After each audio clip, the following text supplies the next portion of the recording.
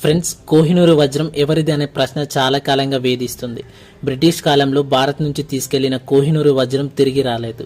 కానీ నిజానికి ఇది మన తెలుగు రాష్ట్రాలకు చెందినదిగా చరిత్ర చెబుతోంది. కోహినూరు వజ్రం గురించి ఎప్పుడు వివాదాలు ఉంటూనే ఉన్నాయి.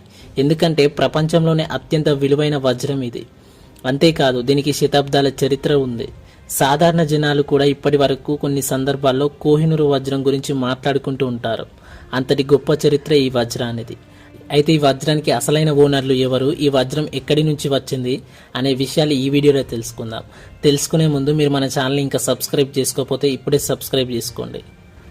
కోహినూరు వజ్రానికి శతాబ్దాల చరిత్ర ఉంది. 105.6 క్యారెట్ల బరువుతో అద్భుతమైన కోహినూరు వజ్రం ఎప్పటి నుంచో పరాక్రమం, విజయం, ప్రతిష్ట, శక్తికి చిహ్నంగా కనిపిస్తుంది. ఈ వజ్రం ఉన్న పాలకులు ఆధిపత్యం చెలాయించేవారని ఓ నమ్మకం కూడా ఉంది. దీంతో ఈ వజ్రాన్ని స్వాధీనం చేసుకునేందుకు రాజుల మధ్య పోటీ కూడా జరిగేది.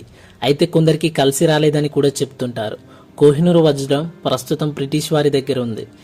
కానీ నిజానికి ఈ కోహినూరు వజ్రం పుట్టుక మన తెలుగు రాష్ట్రాల్లోనే మొదలైంది. మన రాజుల దగ్గర నుంచి ఇది ఒక్కొక్కరి దగ్గరికి వెళ్ళింది. చివరకు బ్రిటన్కు చేరుకుంది. వాస్తవానికి కోహినూరు వజ్రం కాకతీయ సామ్రాజ్యానికి చెందినది. కాకతీయ రాజవంశం ఇప్పటి ఆంధ్ర, తెలంగాణ ప్రాంతాలను పరిపాలించింది. ఆ కాలంలో కాకతీయ రాజవంశం అత్యంత శక్తివంతమైన రాజవంశం. వీరు కోహినూరు వజ్రానికి యజమానులుగా ఉండేవారు. కాకతీయ రాజవంశం వారి శక్తి, ప్రతిష్టకు చిహ్నంగా కోహినూరు వజ్రాన్ని ఉపయోగించారు. కోహినూరు వజ్రం ఆంధ్రప్రదేశ్లోని గుంటూరు జిల్లాలోని కొల్లూరు గని నుండి తవ్వబడింది. అప్పట్లో ఇది ప్రపంచంలోనే అతిపెద్ద వజ్రంగా గుర్తింపు పొందింది. ఇది 13వ శతాబ్దానికి చెందిన కాకతీయ రాజులకు చెందినది.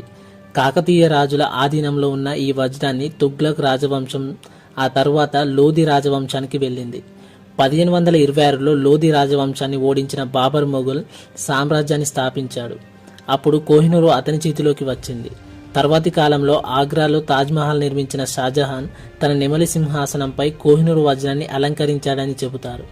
తర్వాతి కాలంలో ఔరంగజేబు దానిని తన లాహోర్కు తీసుకొచ్చి ఉంచాడు. 1849లో బ్రిటిష్ వారు పంజాబ్పై దండెత్తినప్పుడు కోహినూరు వారి దృష్టిలో పడింది. ఆ తర్వాత వారు తీసుకెళ్లారు. 1851లో ఇది బ్రిటన్ రాణి విక్టోరియా ఆస్తిగా మారింది. అప్పుడు కోహినూరు డైమండ్ 186 క్యారెట్లు. ఆ తర్వాత కాస్త దీన్ని కత్తిరించారని చెబుతారు. క్వీన్ ఎలిజబెత్ తల్లి ఎలిజబెత్ ఏంజిలా 1937లో కింగ్ జార్జ్ పట్టాభిషేకం సందర్భంగా తలపాగలో కోహినూరు వజ్రాన్ని ధరించారు. Queen Victoria, Alexandra, Mary Elizabeth ఇప్పటివరకు ఈ వజ్రాన్ని ధరించారు. మొత్తానికి కాకతీయ సామ్రాజ్యానికి చెందిన ఈ విలువైన డైమండ్ బ్రిటిష్ వారి దగ్గర ఉంది. దీనికి అసలైన యజమానులు కాకతీయ రాజులైన గణపతి దేవుడు, ఆయన కుమార్తె రుద్రమదేవి. ఎంతో మంది రాజుల చేతులు మారి చివరికి బ్రిటిష్ వారి ఆధీనంలోకి వెళ్ళింది ఈ కోహినూరు డైమండ్. లైక్ చేయండి, షేర్ చేయండి. ఇలాంటి వీడియోస్ మిస్ కాకుండా ఉండడానికి మన ఛానల్ని సబ్స్క్రైబ్ చేసుకోండి. Thanks for watching.